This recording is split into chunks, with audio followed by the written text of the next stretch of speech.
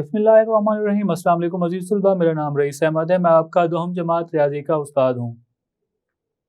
पिछले लेक्चर के अंदर हमने मश्क नंबर 3.2 को मुकम्मल किया था।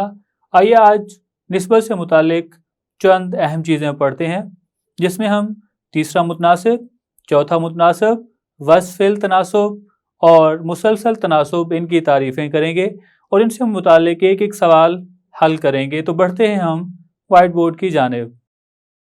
प्यारे बच्चों, आज हम तीसरा यूनिट, इसके अंदर हम पढ़ेंगे तीसरा, चौथा, वस्त फिल तनासुब और मुसलसल तनासुब। आपको याद होगा इससे पहले हम पढ़ चुके हैं तनासुब। तनासुब के लिए हमारे पास क्या होगा? हमारे पास चार मिकदारें होंगी, जिसमें एक निस्बत दूसरे निस्बत के बराबर थी और हमने पहली मिकदार को आखिरी मिकदार से ज़रब किया था और दरमियान वाली दोनों मिकदारों को आपस में ज़रब किया था, जिसमें हमें ये कहा था तरफैन का हासिल ज़रब बराबर था वस्तैन के हासिल ज़रब के। तो आइए अब हम तीसरा, चौथा, वस्त फिल तनासुब और मुसलसल तनासुब, इनकी तारीफ करते हैं। हम पढ़ते हैं तीसरा मुतनासुब। इसे हम इंग्लिश के अंदर थर्ड प्रोपोर्शनल कहते हैं। इसकी तारीफ कुछ इस तरह से है: अगर तीन मिकदारों ए, बी और सी में इस तरह का ताल्लुक हो, ए निस्बत बी, फिर तनासुब बी निस्बत सी हो, तो सी यहाँ पे तीसरा मुतनासिब कहलाता है। बेटा जी, यहाँ पे ए पहला मुतनासिब होगा, बी चूंकि दरमियान में है इसे हम वस्त फिल तनासुब कहेंगे, और तीसरी रकम यहाँ पे सी है तो इसे हम तीसरा मुतनासिब कहते हैं। आपको याद होगा तनासुब के अंदर हमें चार रकमें दी गई थी और चार रकमों में हमने तनासुब जब मालूम किया था तो ए और बी के तनासुब और सी और डी के तनासुब उन्हें बराबर लिखा था, तो हमें तनासुब मिला था। अब यहाँ पे हम देखते हैं कि हमारे पास मिकदारें तीन हैं और हमने अगर तनासुब मालूम करना है तो हम क्या करेंगे? दरमियान वाली रकम जो कि यहाँ पे आ रही है बी, इस रकम को हम दो दफ़ा लिख लेंगे, मतलब हम इसे दोहरायत या मुसलसल लिख लेंगे। पहले हम ए लिखते हैं, फिर बी और उसके बाद सी। आइए अब हम इससे मुतालिक मिसाल नंबर 1 हल करते हैं। मिसाल नंबर 1, इसके अंदर ये कहा गया है x जमा y और x की दो नफी y की दो का तीसरा मुतनासिब मालूम कीजिए। तो अब यहाँ पे हम देख सकते हैं तारीफ के अंदर तो हमें तीन मिकदारें दी गई थी, सवाल के अंदर हमें दो मिकदारें दी गई हैं, एक x जमा y और दूसरी x की दो नफी y की दो। तो तीसरा मुतनासिब मालूम करने के लिए तो हमने तीन मिकदारें पढ़ी हैं, तो तीसरी मिकदार क्योंकि नहीं है और वो तीसरा मुतनासिब है, तो हम फ़र्ज कर लेते हैं अपनी तरफ से कोई भी मुतगय्यर मिकदार। हम फ़र्ज करते हैं कि तीसरा मुतनासिब सी है। फ़र्ज किया सी तीसरा मुतनासिब है। तो आइए तीसरे मुतनासिब की तारीफ के मुताबिक पहले हम यहाँ पे पहली रकम लिख लेते हैं जो कि x जमा y है, x जमा y। फिर हम लिखेंगे निस्बत, दूसरी रकम यहाँ पे x की दो नफी y की दो है, इस रकम को हम दो दफ़ा लिख लेते हैं, x की दो नफी y की दो। फिर तनासुब x की दो नफी y की दो। आखिर में तीसरा मुतनासिब जो हमने फ़र्ज किया है वो लिख लें जो कि सी है। हम जानते हैं कि अगर हम किसी भी तनासुब को हल करें तो हम क्या करते हैं? तरफैन को आपस में ज़रब करते हैं और वस्तैन को आपस में ज़रब करते हैं। तरफैन का हासिल ज़रब बराबर होता है वस्तैन के हासिल ज़रब के। तरफैन का हासिल ज़रब बराबर है वस्तैन का हासिल ज़रब। हम यहाँ पे देखते हैं तरफैन रकमें कौन सी हैं। एक तरफैन रकम x जमा y, दूसरी सी है, तो इनको ज़रब करते हैं, तो हम यहाँ पे लिख लेते हैं। तो हम यहाँ पे लिख सकते हैं सी ज़रबे x जमा y और ये बराबर होगा x की दो नफी y की दो। ज़रब हम करेंगे x की दो नफी y की दो के साथ। मज़ीद हम इसे हल करें, हमने सी मालूम करना है, x जमा y यहाँ पे ज़रब हो रहा है, दूसरी तरफ अगर हम इसे लेके जाएं तो तकसीम हो जाएगा। तो हम यहाँ पे इसे लिख सकते हैं सी, ये बराबर है तो हम लिख सकते हैं C बराबर है x की 2 नफी y की 2, ये ज़रब होगा x की 2 नफी y की 2 के साथ और बटा x जमा y। हम इन दोनों का कुलिया खोल लेते हैं और हम जानते हैं कि a की 2 नफी b की 2 बराबर है a जमा b ज़रब a नफी b। तो हम दोनों को अगर हम खोल के लिखें तो हम यहाँ पे लिख सकते हैं x जमा y ज़रब x Nafi y ज़रब x जमा y और ज़रब x नफी y के बटा x जमा y। तो बेटा जी हम यहाँ पे देख सकते हैं कि x जमा y ऊपर और नीचे, क्योंकि ऊपर वाली सारी रकमें आपस में ज़रब हो रही हैं, तो ऊपर और नीचे वो रकमें जो एक जैसी हैं वो हम काट सकते हैं। x जमा y से हमने x जमा y को काट दिया। उसके बाद हम यहाँ पे देख सकते हैं x नफी y 2 दफ़ा आ रहा है, तो x नफी y जब आपस में ज़रब होंगे तो इनका मुरब्बा हो जाएगा और x जमा y वैसे लिखा जाएगा। तो इसका जवाब होगा C बराबर है x जमा y 1 दफ़ा आ रहा है तो हम पहले लिख लेते हैं, उसके बाद x नफी y इसका मुरब्बा। आइए अब हम चौथे मुतनासिब उसकी तारीफ करते हैं। चौथा मुतनासिब इंग्लिश के अंदर हम इसे फोर्स प्रोपोर्शनल कहते हैं। अगर मिकदारों a, b, c और d में इस तरह का ताल्लुक हो कि a निस्बत b तनासब c निस्बत d हो तो D चौथा मुतनासिब कहलाता है।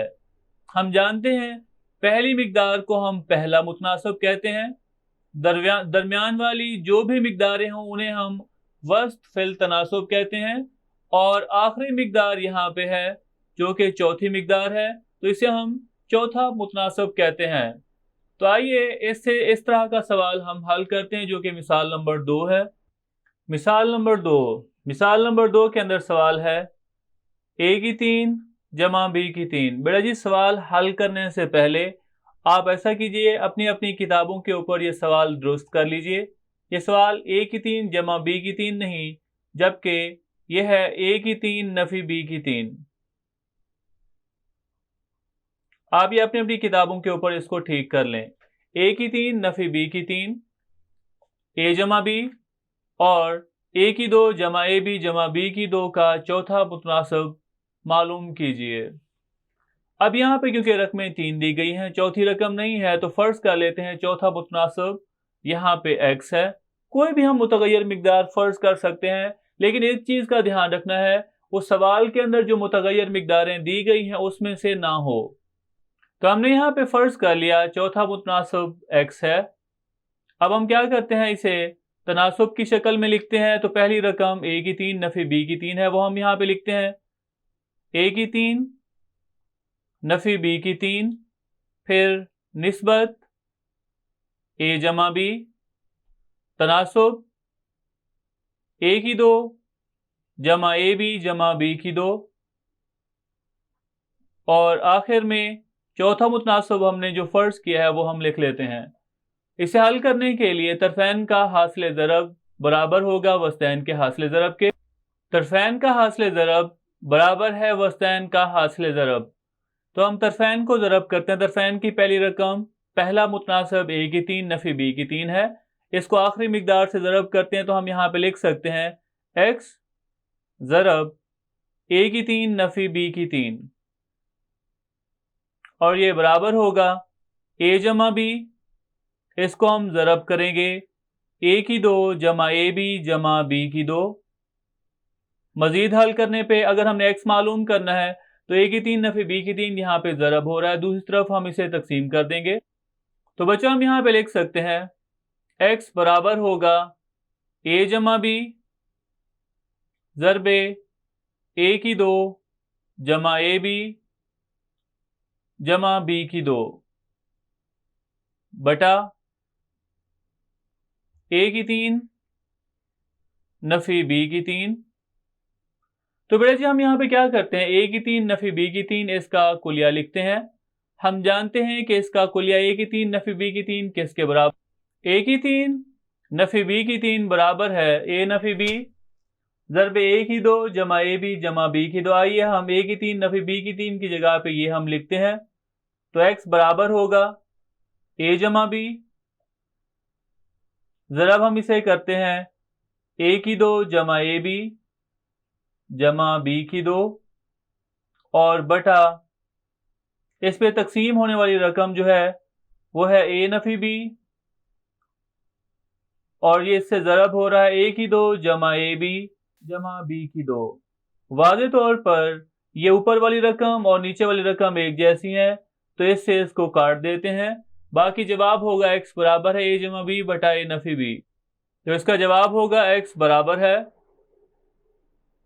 ए जमा बी बटा ए नफी बी। आइए बेटा जी हम वस्फ फिल तनासुब उसकी तारीफ करते हैं और उससे मुतालिक सवाल हल करते हैं। अब हम तारीफ करते हैं वस्फ फिल तनासुब। इंग्लिश में हम इसे मीन प्रोपोर्शनल कहते हैं। अगर तीन मिकदारों ए, बी और सी में ताल्लुक इस तरह हो कि ए निस्बत बी तनासुब बी निस्बत सी, तो बी वस्फ फिल तनासुब कहलाता है। अगर तीन मिकदारें हों और हमने दरमियान वाली रकम मालूम करनी है, मतलब वस्त रकम, तो दरमियान वाली रकम को हम क्या कहते हैं? वस्त फिल तनासुब। पहली रकम को पहला मुतनासुब, दरमियान वाली रकमों को हम वस्त फिल तनासुब और आखिरी रकम को हम तीसरा मुतनासुब यहाँ पे कहेंगे। आइए अब हम इससे मुताल्लिक मिसाल नंबर 3 हल करते हैं। मिसाल नंबर 3 सवाल है। बेटा जी सवाल हल करने से पहले इस सवाल को भी आप ठीक कर लें। यहाँ पे 9 पी की 6 नहीं है, 6 पी की 6 नहीं है, बल्कि इसकी जगह पे आना है 9 पी की 6। 9 पी की 6 क्यू की 4। मिसाल नंबर 3 9 पी की 6 क्यू की 4 और आर की 8 का वस्त फिल तनासुब मालूम कीजिए। अब यहाँ पे 2 रकमें दी गई हैं। वस्त फिल तनासुब के लिए 3 रकमें होनी चाहिए और वस्ती रकम यहाँ पे हमें नहीं दी गई, तो फर्ज कर लेते हैं कि यहाँ पे कोई भी रकम x जो है वो वस्त फिल तनासुब है। फर्ज करें कि x वस्त फिल तनासुब है। आइए बेटा जी अब हम इसे तनासुब की शक्ल में लिखते हैं। तो हम यहाँ पे लिखते हैं 9 पी की 6 और क्यू की 4, फिर निस्बत वस्त में हमें रकम x चाहिए तो हम यहाँ पे x लिख लेते हैं, फिर तनासुब x और तीसरी रकम यहाँ पे r की 8 है तो हम यहाँ पे r की 8 लिख लेते हैं। तनासुब हल करने के लिए तरफैन का हासिल ज़रब बराबर है वस्तैन के हासिल ज़रब के। तरफैन का हासिल ज़रब बराबर है वस्तैन का हासिल ज़रब, तो हम यहाँ पे तरफैन को तरफैन से वस्तैन को वस्तैन से ज़रब करते हैं। तरफैन है यहाँ पे 9 पी की 6 और क्यू की 4 और ज़रब हम इसे कर रहे हैं आर की 8 के साथ और ये बराबर आएगा x और इसको हम ज़रब करते हैं x के साथ। x को x से ज़रब करें, जवाब x की 2 आएगा। हम इसे दाईं साइड पे भी लिख सकते हैं, लेफ्ट साइड पे, क्योंकि अगर दो साइड्स बराबर हों, दो अतराफ बराबर हों, तो लेफ्ट या राइट दोनों साइड में से किसी साइड पे भी हम लिख सकते हैं। ये बराबर होगा, इन दोनों को ज़रब करें तो जवाब आएगा 9 पी की 6 क्यू की 4 और आर की 8 के बराबर। x मालूम करना है तो दोनों अतराफ पे जज़र ले लें, तो हम यहाँ पे लिख सकते हैं x की 2 का जज़र ये बराबर होगा 9 पी की 6 क्यू की 4 और आर की 8 इसका जज़र।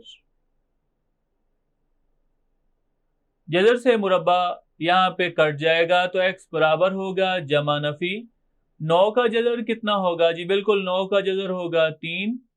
उसके बाद P की 6 का अगर हम जज़र लें तो इसका कुव्वत नुमा 1/2 से ज़रब करेंगे।